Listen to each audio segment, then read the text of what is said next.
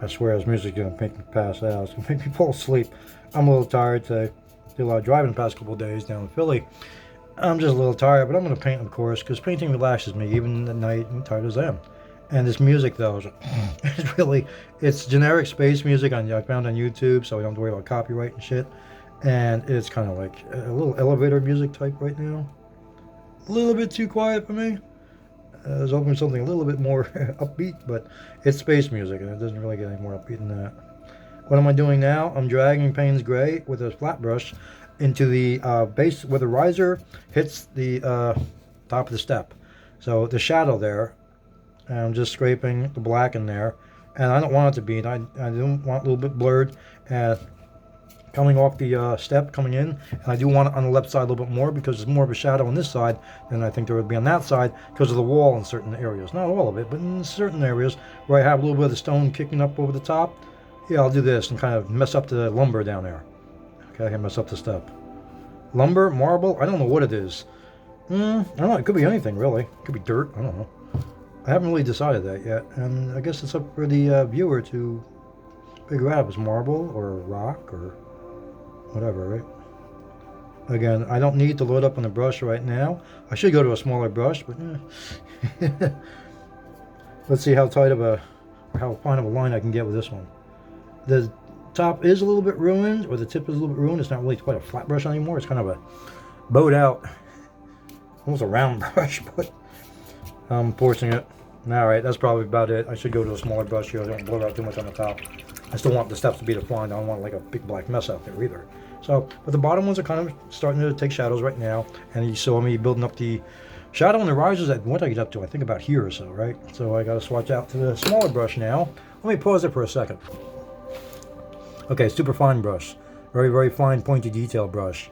I'm going to be working into the cracks and crevices now, a little bit more tight, especially since the stairs are a lot smaller going up here. So I do want a nice, fine line on here. And this is super, super fine. And that's about a little bit thicker than a human hair, really, with the lines I'm laying down right now. Not much. You can figure out where the hell they are. All right, somewhere up there. I missed one. There's actually a space there. And you build in like that. Okay. And it's pretty much going in. All right, let's start building up the actual stairs now. Now, the risers, right? Some have that broken edge. I do want to have a little bit sharper of an edge on them. Why not? Steps are random. Some get broken edges, some have rounded edges. The ones toward the bottom, they look more rounded, and I think I'm going to leave them like that because I'm guessing that the bottom steps to get the most wear. People might want to go all the way up to the top of the steps, but they'll take the first couple of steps, right? Depending on what's up there. Depending if they're allowed. So those bottom steps people sit on, they tie their shoes, they readjust the lacings on their boots because they know they have a nice huge climb in front of them. Now I'm purposely putting cracks and crap into these steps, as you notice I'm going through here. I'm not being neat with the edges because they're not neat edges. These are old, worn out, beaten up steps. And the more I beat them up, the better they're going to look. For the look I'm going for anyhow. And I'm just dragging that line, the Payne's Gray, right in that intersection of the light and the dark, because that's the edge of the step. And I do want a shadow. I'm doing the edges of the steps. I can highlight later. I probably will with a lighter brown to bring out like broken edges, like freshly broken, stuff like that. So stuff like this, you kind of want, this one has the highlights because I put them under it, but some of these I do want a little more highlights on.